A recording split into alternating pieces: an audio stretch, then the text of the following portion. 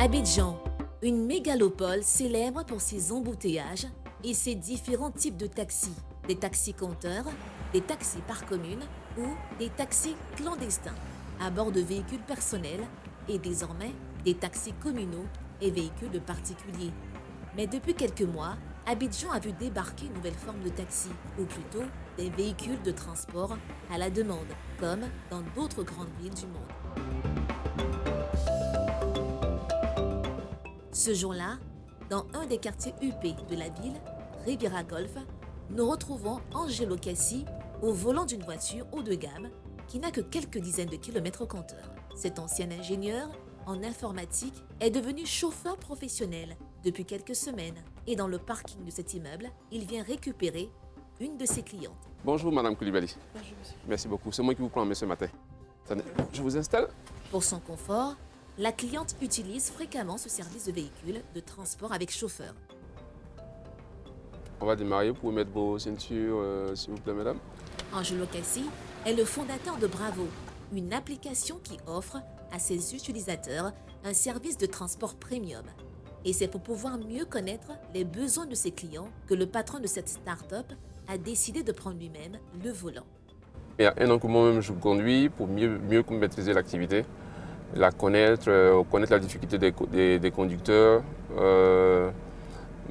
Et puis surtout prendre en compte leurs préoccupations dans le développement de la plateforme. Les passagers apprécient aussi que le premier responsable soit aux commandes de la voiture.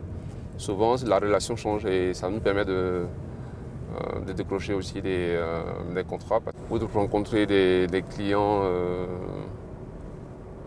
par exemple des touristes, des gens qui viennent pour affaires. Donc souvent, quand ils nous appellent, ils demandent d'avoir des chauffeurs qui un peu bavards parce qu'ils ont envie de connaître la ville, poser des questions.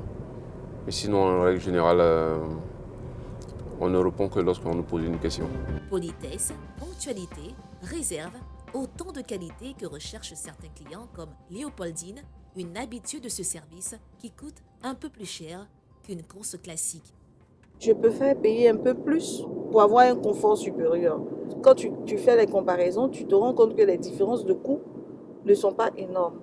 Le fait que ça ne soit pas identifié comme un taxi et que j'arrive dans une belle voiture comme ça, avec un chauffeur à ma disposition, pour un professionnel que je suis, ça m'aide.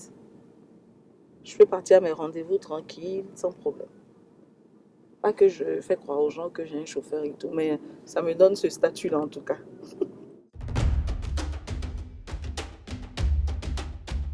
Quelques heures après sa course de chauffeur, nous retrouvons Angelo dans le quartier de Marcory en zone 4, dans un espace coworking.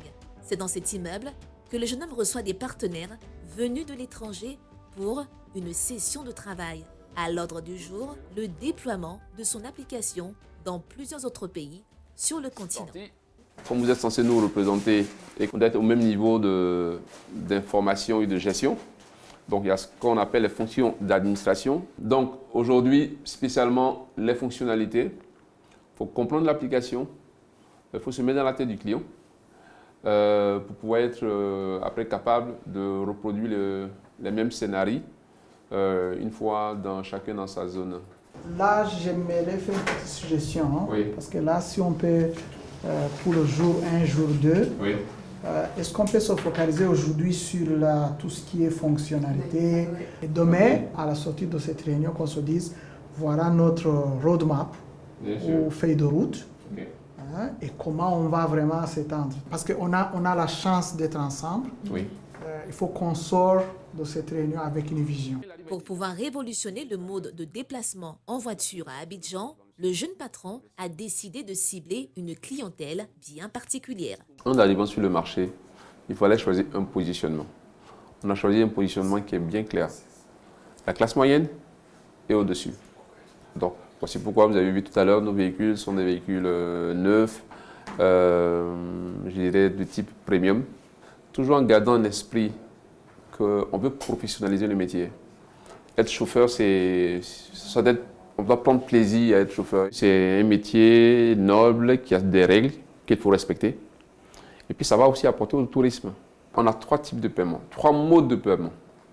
On peut payer cash, qui est celui qui est le plus utilisé. On peut payer par Visa ou Mastercard, ou on peut payer via son porte-monnaie sur l'application. Donc, nous, ce qu'on a intégré, c'est de donner la possibilité au chauffeur, depuis son compte chauffeur, de transférer du crédit sur le compte du client, pour qu'il puisse réutiliser ce crédit-là dans un autre voyage. On pense que réellement, la révolution est en train de se faire. Une révolution qui passe aussi par les modes de commande de taxi. Plus besoin seulement de se tenir dans la rue pour appeler un taxi-compteur. Quelle que soit l'heure du jour ou souvent de la nuit, il suffit d'une simple application sur son téléphone pour commander un taxi. Une application en ligne d'origine russe, introduite dans le pays depuis octobre 2018 et qui occupe déjà la position de leader. Donc on va faire un point rapide, juste 5 minutes de ce qu'on a fait so far dans la journée. Et puis on regarde ce qu'on fait pour le rush hour. Il y a 55 gars qui sont busy, à peu près 2 fois ceux qui sont sur commande. Bon, ceux qui sont libres, on est bon dessus. Donc c'est ceux-là.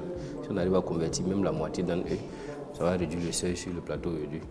Dans les bureaux de la société qui commercialise cette application, le responsable Afrique de l'Ouest a réuni son équipe pour faire face à la demande croissante. Leur objectif, trouver les moyens techniques pour mettre le plus de taxis possible à la disposition des clients qui les commandent en ligne. Notre objectif, c'est de créer cette plateforme-là qui permet à ces taxis-là d'être vraiment rentables sur l'activité qu'ils font, en tirant le meilleur du marché. Parce que nos prix sont dynamiques, en ce sens que vous pouvez commander à 6 heures et vous pouvez commander à 18 heures, ce n'est pas forcément le même prix. Parce que le prix va varier selon la demande. Et c'est aussi bon pour le taximètre lui-même. Chacun sait ce qu'il a fait pour qu'on soit plus efficace. À tout à l'heure. Merci.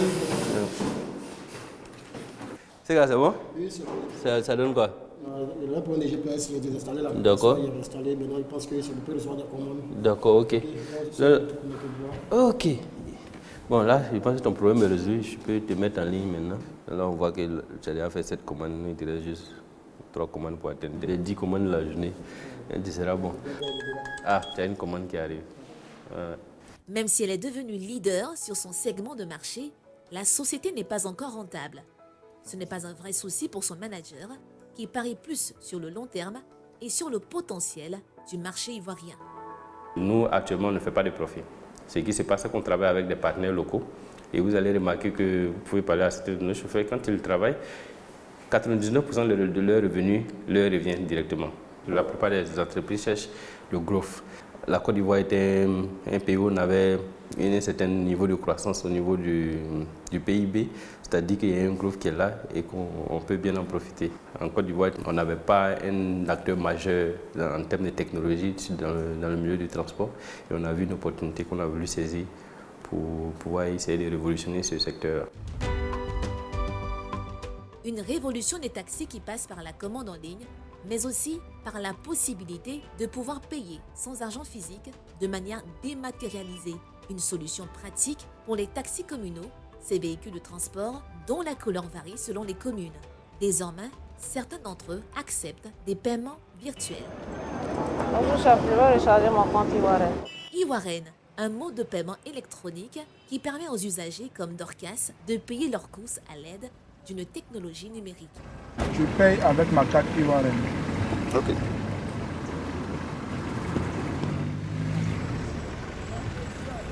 Lorsqu'on n'avait pas encore connu ce réseau, il y avait des problèmes de monnaie. Les chauffeurs, même quand tu n'as pas de monnaie, tu dois descendre. Parce que ça les empêche de... Ils n'arrivent pas à travailler sans la monnaie, donc ça les empêche de travailler. Alors qu'avec le Ivoirien, il n'y a pas de souci avec la monnaie.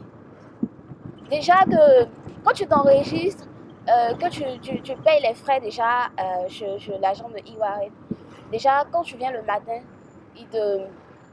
on te met déjà dans la voiture et puis tu n'as pas besoin de payer encore.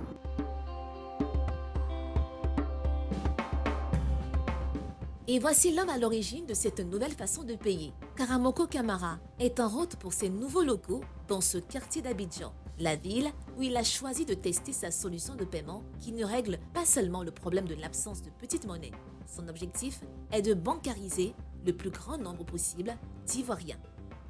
Mon idée était simple, j'ai dit l'Ivoirien lambda, ce qu'il fait, Le matin, il prend un moyen de transport pour se rendre au boulot. Et le soir, il va utiliser encore un autre moyen de transport. Enfin, c'est le même moyen de transport, j'allais dire, pour revenir à la maison. Et donc, si on voulait changer les habitudes, je me suis dit que c'est là qu'il fallait commencer. Puisque si quelqu'un s'habitue déjà à payer son transport le matin et le soir électroniquement, ben, ça sera encore beaucoup plus facile pour cette personne d'aller dans un supermarché et puis acheter avec le même moyen de paiement. Pour nous aujourd'hui, c'est de petit à petit les emmener en fait à rentrer dans le tissu économique, à pouvoir épargner, à pouvoir avoir un compte de banque avec bien sûr des partenariats que nous sommes en train de tisser avec les différentes institutions bancaires de la place.